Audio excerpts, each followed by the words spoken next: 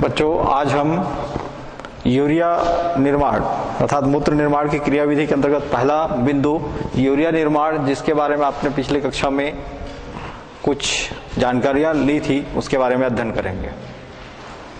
Urea निर्माण की क्रिया जो है हमारी शरीर में पाए जाने वाले यकृत की कोशिकाओं में संपन्न होता है ना। यकृत की कोशिकाओं में कार्बामाइल फास्फेटेज सिंथेटेज नाम के एक एंजाइम्स होता है और बायोटिन पाया जाता है ना। वो बायोटिन जो कि कार्बामाइल फास्फेटेज की उपस्थिति में अमोनिया को, कार्बन डाइऑक्साइड को, जल को एटीपी की उपस्थिति में आपस में क्रिया करा के एक यौगिक बनाता है ना। उस यौगिक को कहते हैं कार्बामाइल फास्फेट। जैसे NH3CO2 H2O plus 2 ATP। ATP क्या है?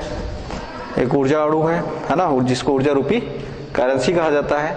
जब ये टूटेगा है ना, तो क्या टूटता है? इसके अंदर जो पाए जाने वाले जो फास्फेटेज बांड होते हैं है ना, 3 फास्फेटेज बांड होते हैं, वो टूटता जाता है तो उसके बदले में ऊर्जा मुक्त होता है। ये कार्बामाइल फास्फेटेज सिंथेटेज एंजाइम्स की उपस्थिति में एक यौगिक या एक उत्पाद बनाता है जिसको कहते हैं कार्बामाइल फास्फेट, जिसका रासायनिक सूत्र होता है NH2C double bond O H2P3PO plus एक सहायक उत्पाद बनता है फास्फोरिक अम्ल। ठीक है, एक सहायक उत्पाद बना क्या? फास्फोरिक अम्ल। मुख्य उत्पाद बना कार्बामाइल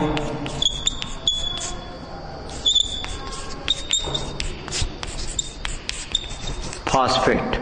यही कार्बामाइल फास्फेट आगे जो आर्निथिन अर्जिनिन चक्र होता है या जिसको हैंसलेट चक्र कहा जाता है ना, जिसमें यूरिया का निर्माण पूर्ण होता है, वहां पर प्रविष्ट होता है और साइटोलिन से क्रिया करके आर्जिनिन से क्रिया करके साइटोलिन का निर्माण करता है। ठीक है, जिसको आगे हम चक्र के रूप में देख लेते हैं कि ये जो यूरिया निर्माण जो है किस प्रकार पूर्ण होगा।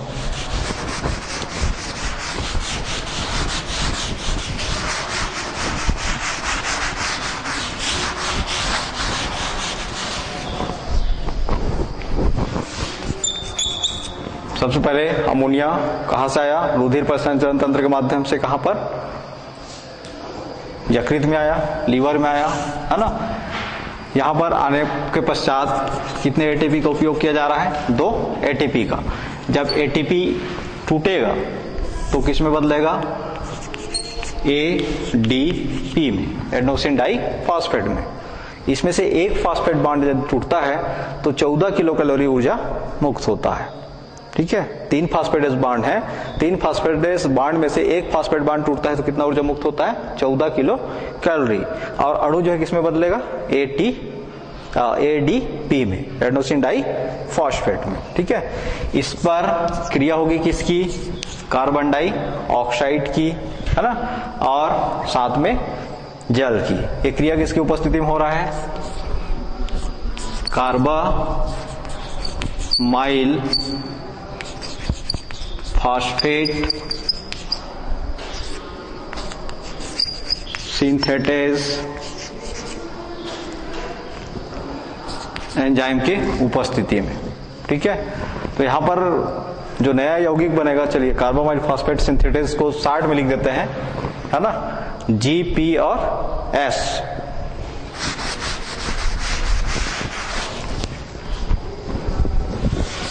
GPS, तो ये बदल जाएगा कार्बामाइल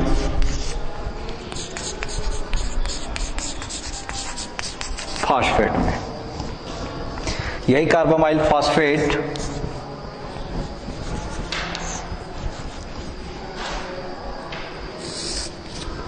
एक यौगिक से क्रिया करता है, किससे? आर्निथिन से। किससे क्रिया करेगा ये? कार्बामाइल फास्फेट आर्निथिन से। है ना, और आर्निथिन से क्रिया करके ये बनाता है साइट्रोलिन।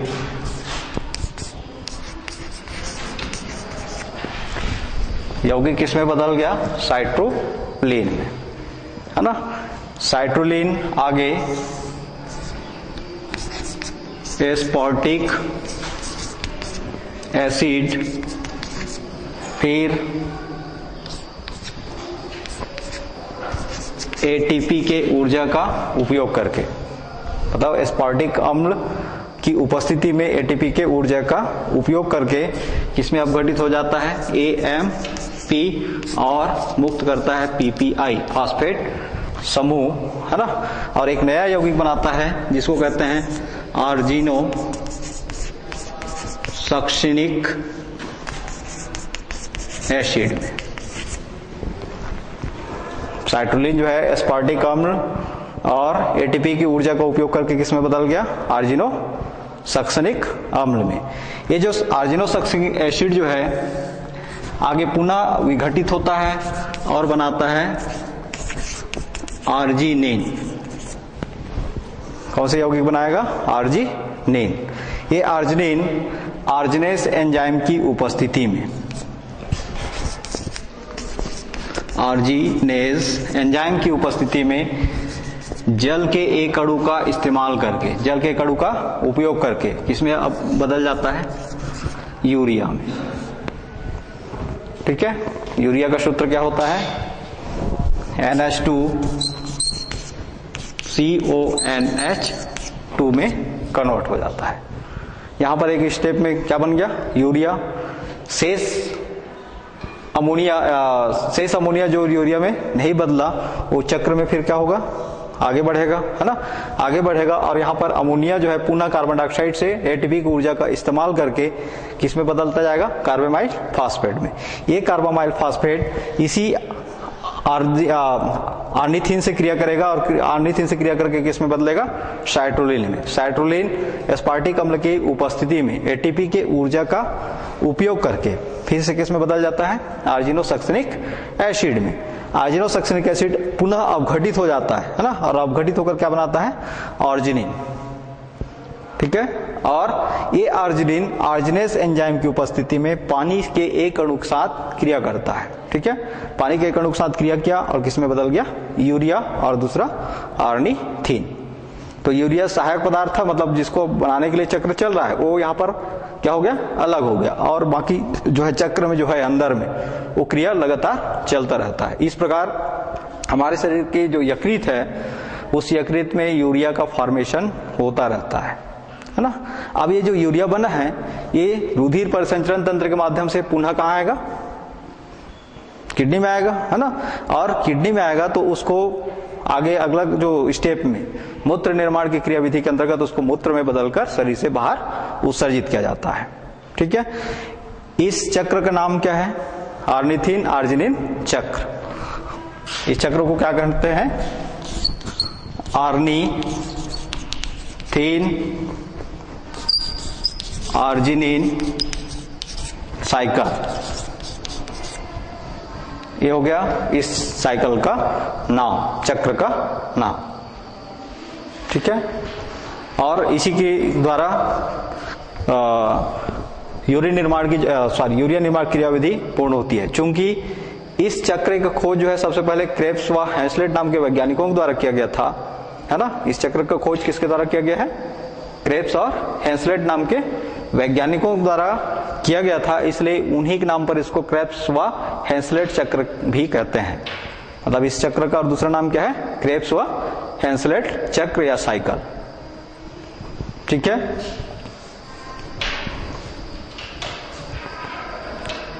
हो गया, नोट हो गया। अब अगला देख लेते हैं, मूत्र निर्माण।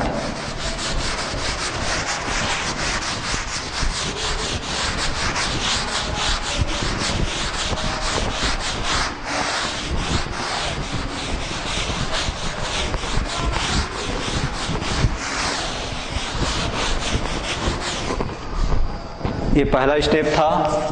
दूसरा स्टेप में हम पढ़ेंगे मूत्र का निर्माण किस प्रकार होता है।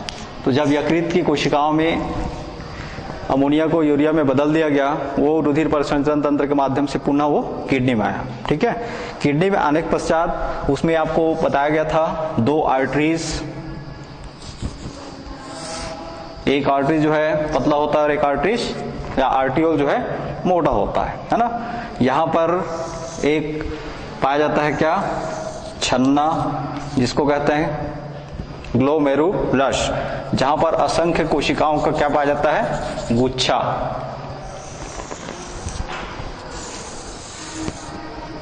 ठीक है, यहां पर एफरेंट आर्टरी ओल, और ये हो गया इफरेंट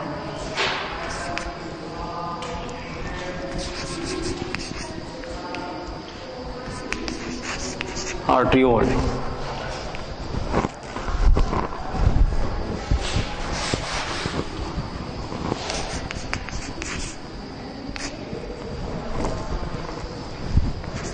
इनके द्वारा, एफरेंट आर्ट्रियोल्स के द्वारा उस यूरिया को यहां पर लाया जाता है ग्लोमेरुलस में या बोमेंस कैप्सूल में।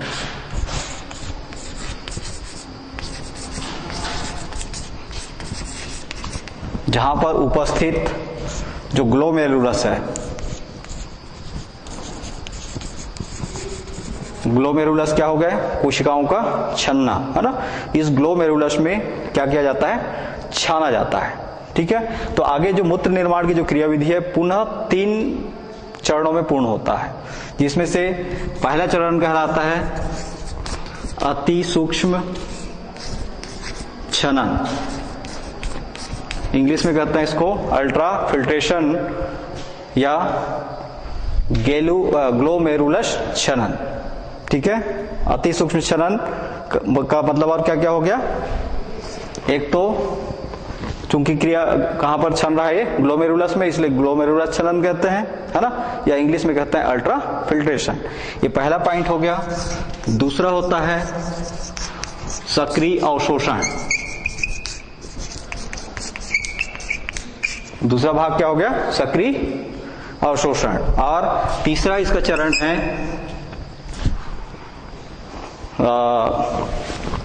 तीसरा चरण हो जाएगा नलिकी स्रावण।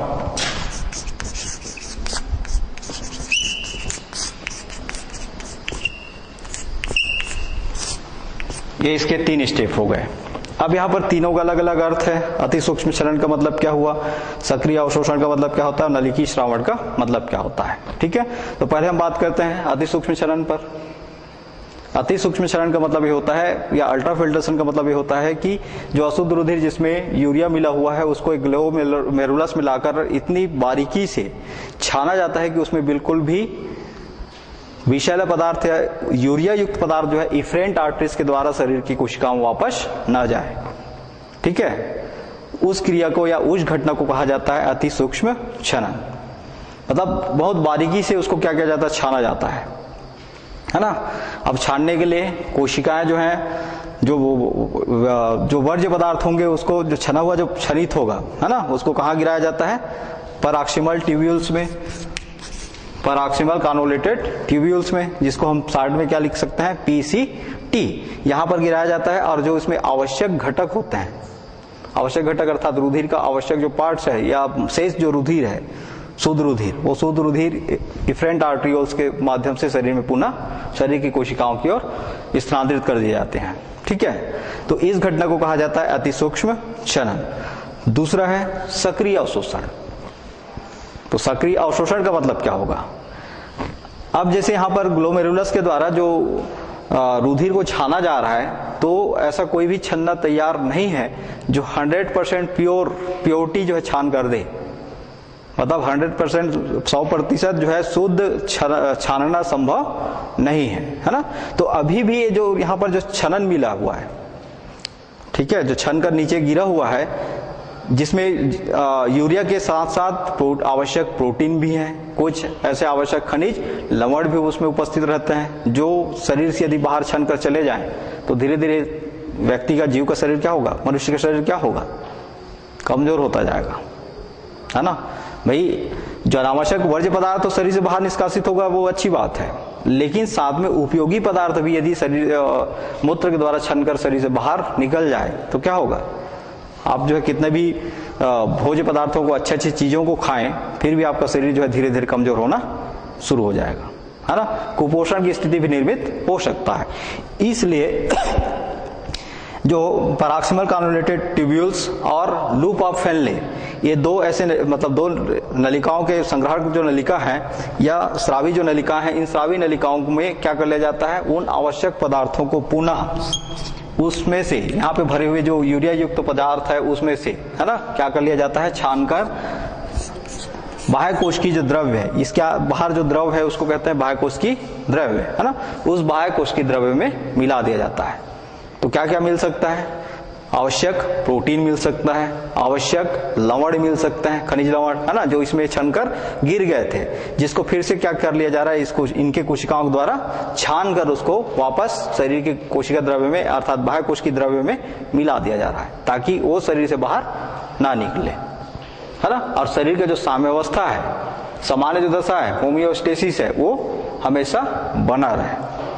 ठीक है, तो उस क्रिया को या उस घटना को कहते हैं सक्रिय अवशोषण। अब यहाँ पे सक्रिय शब्द इसलिए लगा है कि यहाँ पर जो आवश्यक जो पदार्थ होते हैं उसको जब अवशोषित किया जाता है तो उस समय हमारे शरीर में पाए जाने वाले जो सोडियम आयन है और पोटेशियम आयन, है ना, ये सोडियम आयन जो है नलिका के अंदर की कोशिकाओं में अधिक होता है ना, बाहर में पोटेशियम आयन का सांद्रण अधिक होता है। तो कुछ सोडियम आयन क्या होगा? यहाँ से बाहर निष्कासित होगा, तो उसके बदले में कुछ पोटेशियम आयन इसके नलिका के अंदर प्रविष्ट होगा, जिससे अवशोषण के कार्य जो है सरलता से संपन्न होगा, है ना। इस कारण उसका नाम पड़ा है सक्रिय अवशोषण, है ना। मतलब ऐसा अवशोषण जिसके लिए ऊर्जा की या किसी कारक की आवश्यकता हो। जैसे हम पानी को ऊपर से नीचे गिरा रहे हैं, उसमें कोई कार्य करने की आवश्यकता नहीं है, लेकिन हमें नीचे से पानी को ऊपर छत में चढ़ाना है, तो क्या करना पड़ेगा? बाह्य कार्य करना पड़ेगा। बाह्य कार्य करना पड़ेगा अर्थात या तो हम हाथ से चढ़ा सकते हैं या फिर पंप लगाकर चढ़ा सकते हैं, है ना। तो जो पंप में ईंधन जल रहा है वो क्या होगा? अतिरिक्त ऊर्जा होगा, एनर्जी होगा। तो वही एनर्जी के लिए यहाँ पर जो सोडियम आयन और पोटेशियम आयन होते हैं, ये इस क्रिया को यहाँ पर नियंत्रित करते हैं और अवशोषण का कार्य यहाँ पर संपन्न होता है। उसी घटना को कहते हैं सक्रिय अवशोषण। ठीक है, अब चलिए सक्रिय अवशोषण भी हो गया, है ना। सक्रिय अवशोषण के पश्चात जो शेष बचा हुआ यूरिया में उचित मात्रा में क्या कर दिया जाता है? यहाँ पर पानी को मिला दिया जाता है। उचित मात्रा में क्या मिलाएंगे? पानी, ताकि यहाँ पर यूरिया जो है किसमें कन्वर्ट हो जाए? यूरिन में, मूत्र में बदल जाए और मूत्र का जो सांद्रण है वो नियंत्रित हो जाए। ठीक है, तो ये पूरे प्रक्रिया जो है कहलाता है क्या? मूत्र निर्माण की क्रिया विधि या मूत्र निर्माण। ठीक है, जिसके 3 स्टेप हो गए: अति सूक्ष्म शनन, सक्रिय अवशोषण और नली की श्रावण। ठीक है, अगला बिंदु देख लेते हैं।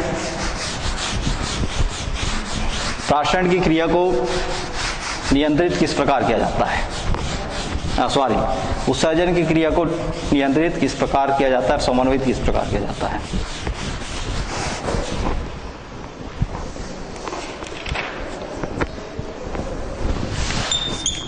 मूत्र निर्माण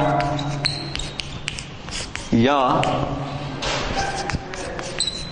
उत्सर्जन की क्रिया का नियमन।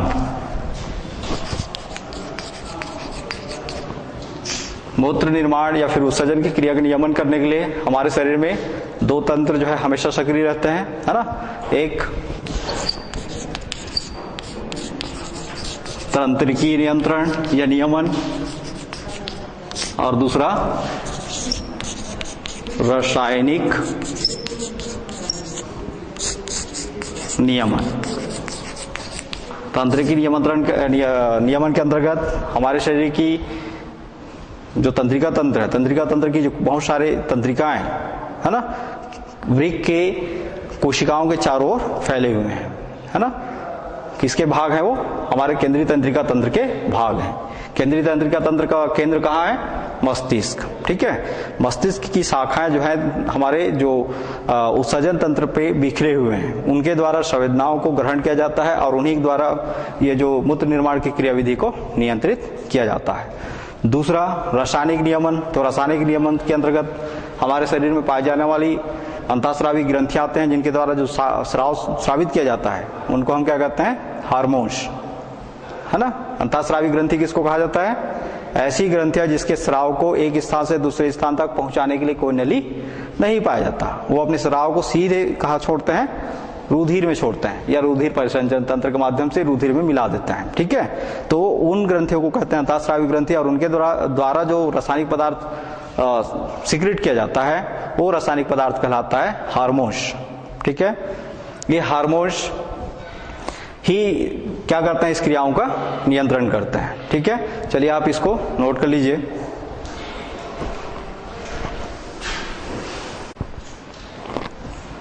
मूत्र निर्माण की जो कार्यों का नियमन जो है, एक तो तंत्रिका नियमन के अंतर्गत हो गया और दूसरा रासायनिक नियमन, है ना। तो इसमें जो हार्मोन्स सीक्रेट किए जाते हैं उसमें से कौन कौन से हार्मोन्स जो होते हैं वो हमारे शरीर में होने वाले उत्सर्जन की क्रियाओं का या वृक्क के कार्यों का जो है नियमन करते हैं। तो इसमें से एक हार्मोन्स है वेसोप्रेसिन हार्मोन्स, ये हमारे शरीर में पाए जाने वाले जो पीयूष ग्रंथि है ना, पीयूष ग्रंथि की जो पश्चपाली है उसके द्वारा सीक्रेट एक हार्मोन सीक्रेट किया जाता है जिसको कहते हैं वेसोप्रेसिन हार्मोन्स। ये वेसोप्रेसिन हार्मोन्स जो होता है शरीर में जल और अन्य जो लवण होते हैं मूत्र के साथ जो जाते हैं, है ना, उनकी मात्राओं पर क्या करने का कार्य करता है, नियंत्रण करने का कार्य करता है। दूसरा है मिनरलो कार्टिकाइड हार्मोन्स, मिनरलो कार्टिकाइड्स हार्मोन्स। ये जो हार्मोन्स जो होता है वो एड्रिनल ग्रंथि, एड्रिनल ग्रंथि कहां पाया जाता है, वृक्क के जस्ट ऊपर, वृक्क का जो ऊपरी भाग है उसके ऊपर एक एक संख्या में एक ग्रंथि आपने उसकी संरचना में पढ़ा है ना। तो उसके द्वारा एक हार्मोन सीक्रेट किया जाता है जिसको कहते हैं मिनरलो कार्टिकाइड्स हार्मोन्स। ये मिनरलो कार्टिकाइड हार्मोन्स क्या करता है, मूत्र में जल और सोडियम की जो मात्रा है ना, सोडियम लवण की मात्रा को नियंत्रित करके रखता है। मान लो मिनरलो कार्टिकाइड्स हार्मोन्स का सिक्रेशन ना हो एड्रिनल ग्रंथि के द्वारा, है ना, तो आप एक रोग से ग्रसित होते हैं जिस रोग को कहते हैं एडिशन रोग, है ना। यदि इसका सिक्रेशन नहीं होगा तो आपके यूरिन में किसकी मात्रा बढ़ जाएगी, पानी की भी मात्रा बढ़ जाएगी और साथ में सोडियम आयन की मात्रा भी बढ़ जाएगी। तो उस रोग को कहा जाता है एडिशन रोग, और उसको नियंत्रित करके कौन रखता है, मिनरलो कार्टिकाइड हार्मोन्स, है ना। इसके अलावा एल्डोस्टेरॉन हार्मोन्स है, एल्डोस्टेरॉन हार्मोन्स। ये हार्मोन्स रुधिर में या यूरिन में जो है सोडियम और पोटेशियम दोनों लवण की मात्रा को नियंत्रित करता है। सोडियम और दूसरा पोटेशियम, इनकी मात्रा को नियंत्रित करके रखता है, ठीक है। तो ये हो गया इसका रासायनिक नियमन या रासायनिक नियंत्रण। अब हम देखते हैं जो यूरिन बन रहा है उसका रासायनिक संगठन क्या है, अर्थात मूत्र का रासायनिक संगठन।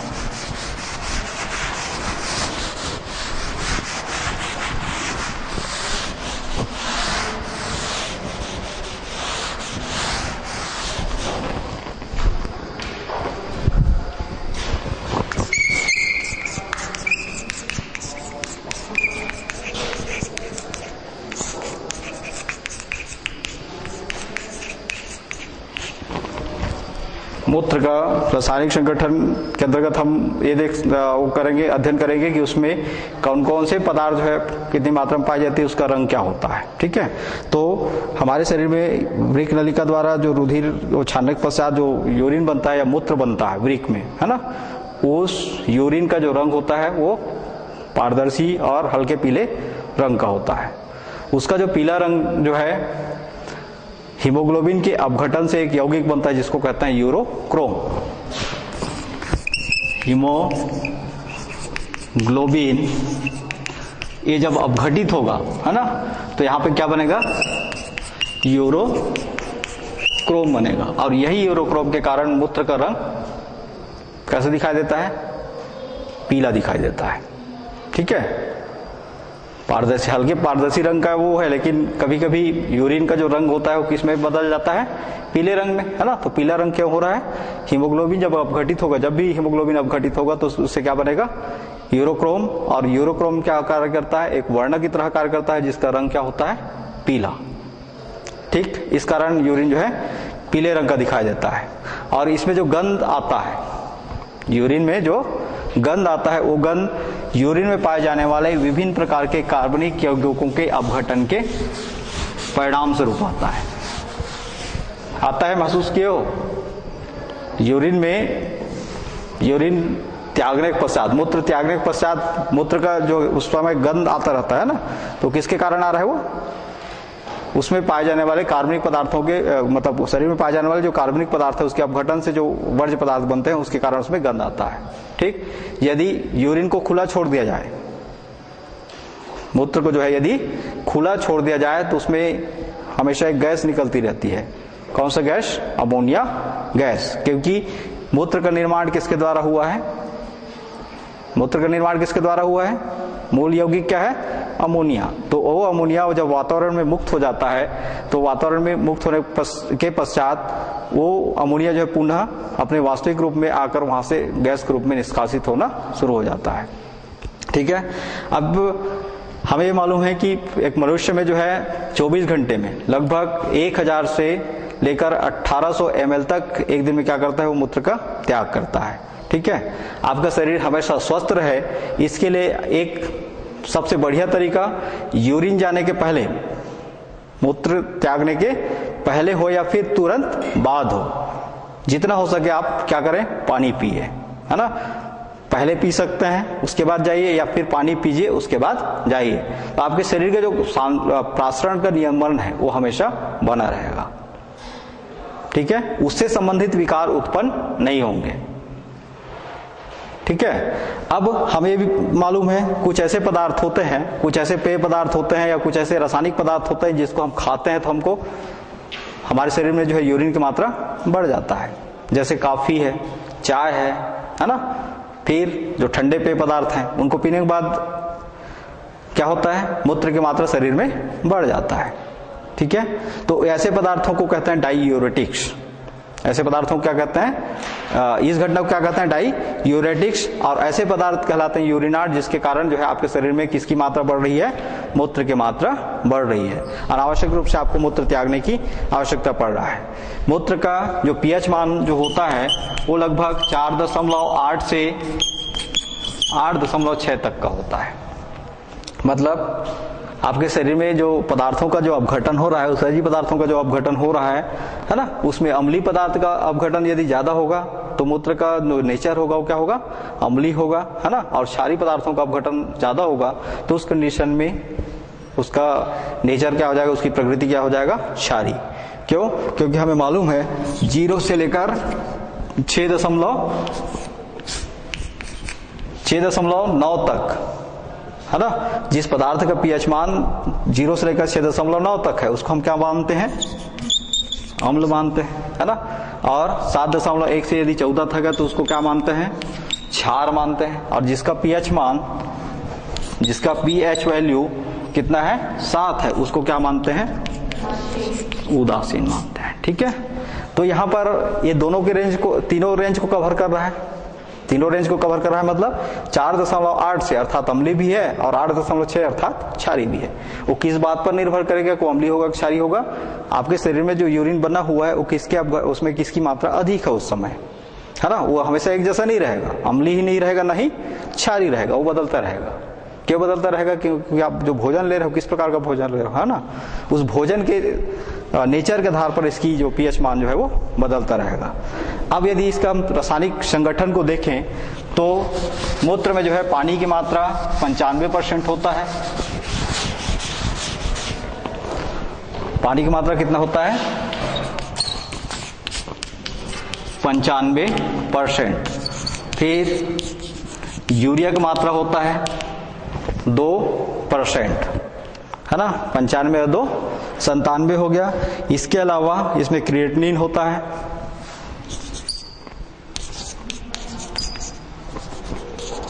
क्रिएटिनिन लगभग 0.1%।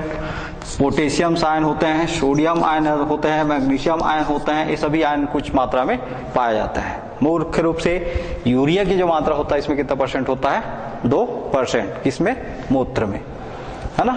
मूत्र का रासायनिक संगठन में पानी की मात्रा 95% हो गया और फिर यूरिया की मात्रा 2% हो गया। ठीक, ये हो जाएगा इसका रासायनिक संगठन। अब हम देखते हैं प्राशरण नियमन। तो प्राशरण नियमन के अंतर्गत हमारे शरीर में लगातार अनावश्यक जो रासायनिक पदार्थ होते हैं उनकी सांद्रण में जो है परिवर्तन होता रहता है, जिसके कारण जो आवश्यक शारीरिक रासायनिक पदार्थ होते हैं, कार्बनिक पदार्थ होते हैं, उनका शरीर से बाहर निष्कासन नहीं होता, है ना। ये घटना यदि ये क्रिया जो है यदि ना हो तो हम बहुत सारे बीमारियों से ग्रसित हो सकते हैं। जैसे हम जलीय जीवों में देखें, जलीय जीवों में प्राशरण नियमन। तो जो जलीय जीव होते हैं उनमें तीन तरीके से जो है प्राशरण का नियंत्रण किया जाता है, या जो विलयन होता है वो 3 प्रकार का होता है। क्या क्या? समप्राशरी विलयन, अल्पप्राशरी विलयन और अतिप्राशरी विलयन। समप्राशरी विलयन का मतलब होता है विलय और विलायक की सांद्रण यदि समान हो तो विलयन क्या कहलाएगा? समप्राशरी विलयन। उस समय प्राशरण नियंत्रण करने की आवश्यकता नहीं है। लेकिन अल्पप्राशरी विलयन क्या कहलाएगा? ऐसा विलयन जिसमें किसी जीव के शरीर का सांद्रण जो है वो जिस स्थान पर उपस्थित है उसके सांद्रण से, या जिस जल में उपस्थित है उसके सांद्रण से कम हो, है ना। जिस जल में उपस्थित है उससे कम हो तो उस कंडीशन में क्या होगा? उसके शरीर के अतिरिक्त पानी जो है उसका हो जाएगा विलायक, जो है विलायक के रूप में शरीर से बाहर निष्कासित हो जाएगा, जिससे उसकी मौत हो सकती है ना। तो उसको प्राशरण दाब की क्रिया द्वारा क्या करके रखा जाता है? नियंत्रित करके रखा जाता है। उसी प्रकार अतिप्राशरी विलयन। अतिप्राशरी विलयन का मतलब जिस जीव के शरीर की सांद्रण जो है अधिक है किसके तुलना में? जिस स्थान पर वो उपस्थित है या जिस जल में वो उपस्थित है, तो वहां पर क्या किया जाता है? उसको भी प्राशरण दाब की क्रिया द्वारा नियंत्रित करके रखा जाता है। अनावश्यक चीज जो उत्सर्जी पदार्थ होते हैं उनको शरीर से उत्सर्जित किया जाता है, जिससे वो ऑटोमेटिक वो क्रियाएं जो है वहां पर नियंत्रित हो जाती हैं। और ऐसा नहीं होता तो जीव जो है क्या होते? मर जाते हैं। आपको मालूम है कि जो तालाब में पाए जाने वाले मछलियों को यदि समुद्र के जल में छोड़ दिया जाए तो क्या जीवित रह पाएंगे? वो नहीं रहेंगे। क्यों नहीं रहेंगे? क्योंकि तालाब के पानी में लवण की मात्रा बहुत कम है ना, और समुद्र के पानी में लवण की मात्रा बहुत अधिक है। तो सांद्रण किसका अधिक हो गया? समुद्र के पानी का, है ना। तो जो जलीय जीव है, जो आपका स्वच्छ जल में जो पाया जाने वाला जो जीव है, उसको यदि समुद्र में डाल दिया जाए तो कुछ समय पश्चात क्या तुरंत ही मर जाएगी। जैसे जिंदा मछली के ऊपर नमक को छिड़क दिया जाए तो कुछ ही देर में जो है, कुछ ही समय में क्या हो जाती हैं? मर जाती हैं, क्योंकि वहां पर क्या होता है? बाह्य प्राशरण हो जाता है। ठीक है, तो इस प्राशरण की क्रिया को इस प्रकार से नियंत्रित किया जाता है। फिर अगला चीज देखते हैं हम, हीमोडायलिसिस या कृत्रिम गुर्दा। कृत्रिम गुर्दा या करने के बाद बजाय यहां पर एवं करेंगे, है ना, मतलब उल्टा हो गया है, सीधा करके लिख लीजिए। कृत्रिम गुर्दा एवं हीमोडायलिसिस।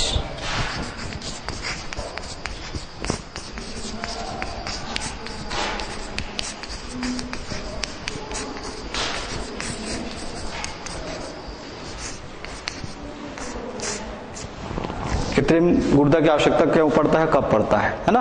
किसी कारणवश किसी मनुष्य के किडनी जो है, वृक्क जो है, सही ढंग से कार्य नहीं कर पाता, है ना, तो उस कंडीशन में उसके शरीर के नाइट्रोजन युक्त उत्सर्जी पदार्थों को उसके शरीर से बाहर निकालना बहुत ही आवश्यक हो जाता है। ठीक है, यदि आपके शरीर में जो किडनी उपस्थित है वो किडनी यदि सही ढंग से कार्य नहीं कर पा रहा है तो क्या होगा? आपके शरीर में जो है नाइट्रोजन युक्त उत्सर्जी पदार्थों की मात्रा लगातार बढ़ेगा, और जब नाइट्रोजन युक्त उत्सर्जी पदार्थ की मात्रा जो है आपके शरीर में बढ़ेगा तो उस कंडीशन में आपकी शरीर की कोशिकाएं जो है पूर्णतः, या जीवद्रव्य जो है पूर्णतः विषाक्त हो जाएंगे, है ना। तो ऐसे कंडीशन में उस व्यक्ति का जिसका किडनी खराब है उसका बच पाना संभव नहीं है ना। तो इस सिचुएशन में या इस कंडीशन में क्या करते हैं? उस मरीज को या उस व्यक्ति जिसका किडनी खराब है और जिसके शरीर में यूरिन का यूरिया जो है नहीं बन पा रहा है या नाइट्रोजन युक्त उत्सर्जी पदार्थ नहीं चल रहा है, उसको कृत्रिम तरीके से, है ना, क्या करते हैं, उसके रुधिर को उसके जो रुधिर को जो है छानकर उसके शरीर के यूरिया को शरीर से बाहर या नाइट्रोजन युक्त उत्सर्जी पदार्थ को शरीर से बाहर निकाला जाता है। तो जिस मशीन से निकालते हैं उसको कहते हैं कृत्रिम गुर्दा, और नाइट्रोजन युक्त उत्सर्जी पदार्थों को शरीर से बाहर निकालने की जो प्रक्रिया होता है वो कहलाता है हीमोडायलिसिस। ठीक है। अब किन किन लोगों में ज्यादा इसकी आवश्यकता पड़ता है या किडनी किसका खराब होता है? ऐसे व्यक्ति जो थोड़ा सा भी दर्द करता है, शरीर में कहीं पे दर्द हुआ, क्या करेगा वो? दर्द की दवाइयां खाता है, गोलियां खाता है ना। वो दर्द की दवाइयां दर्द से उसको राहत तुरंत दिला देंगे, ठीक है ना। लेकिन उनका जो अवशेष है वो जाकर फंसता कहाँ है? किडनी में, वृक्क में। दर्द से आपको राहत मिल गया, लेकिन जब वो अपघटित हुआ तो उसके अपघटन के परिणाम स्वरूप जो वेस्ट मटेरियल उसका बना, है ना, अनावश्यक जो पदार्थ बना, वो शरीर से बाहर निष्कासित नहीं हुआ, कहाँ जाकर फंसा? किडनी में। ठीक, एक कारण हो गया। दूसरा, ऐसे व्यक्ति जो शुगर और बीपी से पीड़ित होते हैं, मधुमेह की बीमारी जिनको रहती है और ब्लड प्रेशर की जिनको बीमारी रहती है, उन लोग क्या करते हैं? रेगुलर उसको नियंत्रित करने के लिए, ब्लड प्रेशर को, हाई ब्लड प्रेशर को हो चाहे लो ब्लड प्रेशर को कंट्रोल करने के लिए, नियंत्रित करने के लिए दवाइयां लेते हैं, है ना। या फिर मधुमेह की बीमारी से बचने के लिए वो क्या करते हैं? दवाइयां लेते हैं। यही दवाइयां जो है उनका आदत बन जाता है, मतलब उनकी मजबूरी है, आदत नहीं करना चाहिए, वो मजबूरी है। वो जब तक नहीं लेंगे तब तक वो उनके शरीर जो है स्वस्थ नहीं रहेगा, ठीक है ना। तो उसको नियंत्रित करने या स्वस्थ रहने के लिए उन दवाइयों को क्या करते हैं? रेगुलर इस्तेमाल करते हैं, प्रयोग करते हैं। तो वो दवाइयां जाकर कहाँ फंसते हैं? किडनी में। या फिर ऐसा व्यक्ति जो डेली दारू पीता है, ऐसा व्यक्ति जो डेली क्या करता है? दारू पीता है, चाहे वो शौक से पिए, चाहे वो आदतन पिए, चाहे वो किसी भी कारणवश पिए। कई लोग का ये पूछोगे जो दारू पीने वाले लोगों को तो क्या बोलते हैं? हम टेंशन है, हमारे दिमाग में बहुत ज्यादा टेंशन है, इसलिए हम उस टेंशन को भुलाने के लिए पीते हैं। लेकिन उस टेंशन का परिणाम कहाँ निकलता है? उनके किडनी में। ऐसे लोगों के किडनी खराब होने के चांसेस बहुत ज्यादा होता है, लगभग 80 से 90% होता है। तो ऐसे स्थिति में जब उनका शरीर का किडनी कार्य नहीं कर पा रहा है तो उनको कृत्रिम गुर्दा के द्वारा क्या किया जाता है? उनके शरीर के यूरिया को हीमोडायलिसिस क्रिया के द्वारा शरीर से बाहर निकाला जाता है, ठीक है। तो इसमें जो कृत्रिम गुर्दा इस्तेमाल किया जा रहा है, इस कृत्रिम गुर्दा में क्या करते हैं? किसी व्यक्ति के शरीर के पूरे अशुद्ध रुधिर को एक पाइप के द्वारा, जो सेलोफोन से बना हुआ एक नली होता है, उस नली के द्वारा शरीर से बाहर निकाला जाता है और उसमें हिपैरिन नाम का एक रासायनिक पदार्थ को मिला दिया जाता है, ताकि शरीर से बाहर जब नली में वो निकलेगा तो उस व्यक्ति के रुधिर का थक्का वहां पर मत बने। इसलिए वहां पर क्या मिलाया जाता है? हिपैरिन मिलाया जाता है। और साथ में उसके ताप को कितना रखा जाता है? 0 डिग्री सेंटीग्रेड। मतलब हीमोडायलिसिस जब होता है तो उस कंडीशन, उस समय एक तो उसके जिस पाइप में रुधिर को छाना जा रहा है ना, उस पाइप में या जिस मशीन में लाया जा रहा है उसमें हिपैरिन मिला दिया गया। उसके बाद उसके तापमान को कितना कर दिया गया? 0 डिग्री सेंटीग्रेड, ठीक है। हिपैरिन मिलाने का तात्पर्य यह है कि रुधिर का थक्का मत बने, है ना, और उसके तापमान को कम कर दिया जाता है ताकि उसमें जितने भी नाइट्रोजन उत्सर्जी पदार्थ है वो आसानी से छन जाए, ठीक है। और जो छनने के पश्चात जो शुद्ध रुधिर होता है वापस उसके शरीर में ट्रांसमिट कर दिया जाता है, ट्रांसफर कर दिया जाता है ना। हमारे यहाँ रायपुर में और भिलाई के हॉस्पिटलों में जो है डायलिसिस की जो है सुविधाएं उपलब्ध है, संभवतः धमतरी में भी है, ठीक है। जिस व्यक्ति का वृक्क खराब है उसको या तो 15 दिन में एक बार डायलिसिस कराना पड़ता है या फिर 1 महीने में एक बार डायलिसिस कराना पड़ता है, और एकदम ही ज्यादा खराब है तो उस स्थिति में उसको 1 सप्ताह में और उससे भी ज्यादा अगर खराब हो गया है तो उस कंडीशन में क्या करते हैं? डेली डायलिसिस में रखा जाता है, ठीक है। एक बार डायलिसिस करने से उस मशीन में 3 से 4 घंटा लगते हैं, है ना। और 3 से 4 घंटे के समय में वो जो जहां पर वो मशीन उपलब्ध है वो कितना रुपए उसका लेता है? उसके एवज में 5 से 6 हजार रुपए। मतलब एक बार डायलिसिस कराना है आपको तो लगभग 6 हजार रुपए खर्च करोगे, तभी आपके शरीर में जो नाइट्रोजन युक्त उत्सर्जी पदार्थ बाहर मुक्त होगा। तो हमें अब इससे बचना है, हमारा गुर्दा खराब ना हो, इससे हमें बचना है। हम क्या करें? सावधानियां बरतें। क्या सावधानियां बरतें? दारू ना पिए, है ना। दर्द हो रहा है तो कुछ दर्द को जो है हम बाम से या मलहम से जो है ठीक करें, या फिर कुछ समय सहन कर लें, ठीक है। और फिर ये जो बड़ी बीमारियां हैं उन बीमारियों का जो है कुछ तरीके मतलब अच्छे तरीके से आयुर्वेदिक इलाज करवाएं ताकि उससे हमें जो है राहत मिल सके। ठीक, तो ये हो गया कृत्रिम गुर्दा। इसके अलावा हमारे शरीर में पाए जाने वाले बहुत सारे उत्सर्जी अंग हैं, है ना, जिनके बारे में किस प्रकार उत्सर्जन होता है आपने पहले ही पढ़ चुका है। जैसे त्वचा के बारे में बताएं, ठीक है, दूसरा फेफड़े के बारे में बताएं, तीसरा यकृत के बारे में बताएं, चौथा आंत्र के बारे में बताएं। इनमें सभी के द्वारा क्या किया जाता है, ये सभी क्या है, सहायक उत्सर्जी अंग है ना। त्वचा में क्या निकलता है, अकार्बनिक खनिज लवण और फिर पानी की अतिरिक्त मात्रा। फेफड़े द्वारा श्वसन युक्त उत्सर्जी पदार्थ निष्कासित होते हैं, है ना। यकृत क्या करता है, अमोनिया को यूरिया में बदलता है। और आंत क्या करता है, आपके शरीर में जो अनपचे भोजन और पचे हुए भोजन का जो अवशेष जो होता है उसको एकत्रित करके शरीर से बाहर निकालने में मदद करता है। ठीक है, तो ये हो गया हमारे सहायक उत्सर्जी अंग। ठीक है, इनके द्वारा उत्सर्जन की क्रियाओं में उत्सर्जन की क्रिया में जो है क्या करते हैं, अपना सहयोग प्रदान करते हैं। ठीक है, अब उत्सर्जन से संबंधित कुछ बीमारियां हैं, उन बीमारियों के बारे में आपके बुक में जो है चार्ट है, उस चार्ट से आप उसको पॉइंट आउट कर लेंगे। कुछ बीमारियां जो आवश्यक हैं जिनके बारे में बताया जाना वो तो हो ही गया, जैसे एडिशन रोग, है ना। एडिशन रोग जो है मिनरलोकॉर्टिकॉइड हार्मोन्स की यदि शरीर में कमी हो जाए तो अनावश्यक रूप से हमारे शरीर में शरीर की जो यूरिन है या मूत्र है उसमें किसकी मात्रा बढ़ जाता है, सोडियम और पानी की मात्रा बढ़ जाता है ना। उस रोग को हम कौन सा रोग कहते हैं, एडिशन रोग कहते हैं। ये पढ़ लिए। फिर किडनी खराब होता है तो किडनी खराब क्यों होता है ना, किस कारण होता है, और किडनी खराब हो जाए तो उस कंडीशन में हमें कौन सी सावधानियां बरतनी चाहिए और उसका उपचार हम कैसे करें। ठीक है, जिसको आपने हीमोडायलिसिस के अंतर्गत पढ़ा है। तो आज आपने मनुष्य में जो है उत्सर्जन और प्राशरण नियमन के अंतर्गत यूरिया निर्माण, फिर मूत्र निर्माण, फिर वृक्क के कार्यों का नियंत्रण और मूत्र का रासायनिक संगठन, इसके अलावा कृत्रिम गुर्दा एवं हीमोडायलिसिस के बारे में अध्ययन किया। धन्यवाद।